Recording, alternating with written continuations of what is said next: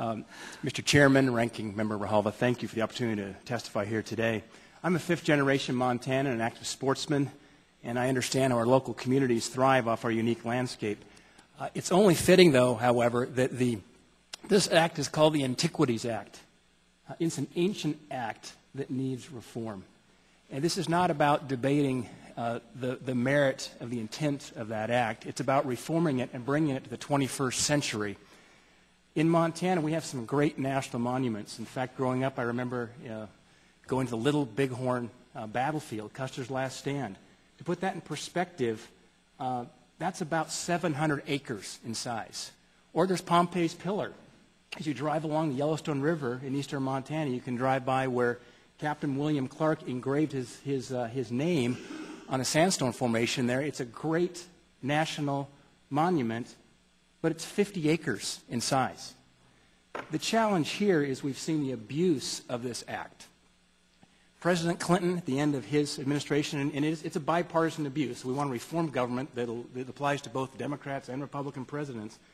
At the end of President Clinton's administration, he passed a National Monuments Act that took nearly 500,000 acres in the Missouri Breaks and declared it a national monument, included 80,000 acres of private land. What really got the folks in Montana upset was when there was a leaked memo from President Obama and Secretary of Interior Salazar that had a proposed national monument designation that was going to be in excess of 1 million acres. This was connecting the 2.5 million acres of land from Canada's Grasslands National Park through northern Montana's High Line down to the Bitter Creek Wilderness Study Area as a national monument. In the middle of that proposed designation are significant parcels of private land.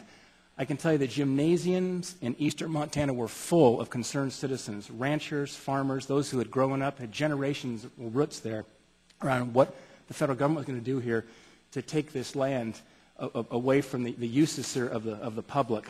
And as many have said here before, what we're talking about is the need for the people to have a voice in this process. It's the abuse of a process, which should be in the 50 to 500 acre range parcels, looking at the original intent of the act, that's been transformed into hundreds of thousands of acres and even millions of acres in terms of declarations of national monuments.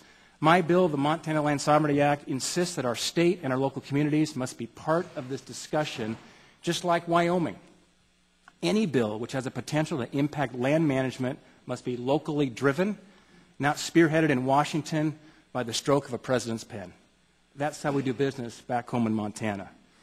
We also understand in my home state of Montana that our resources and our resource use must be done responsibly. We understand the importance of protecting our resources for future generations. I'm grateful that we have national monuments that I can show my children. When Lewis and Clark came through, they left their mark. When Custer had his last stand, we can take our kids now and see that national monument. But the way it's being used today is abusive, and we need to reform this ancient Antiquities Act. We understand the importance of preserving for future generations. We know that Montanans who use these and live on the land every day best understand how to best protect these resources, and my bill ensures their voices are heard. I yield back the balance of my time.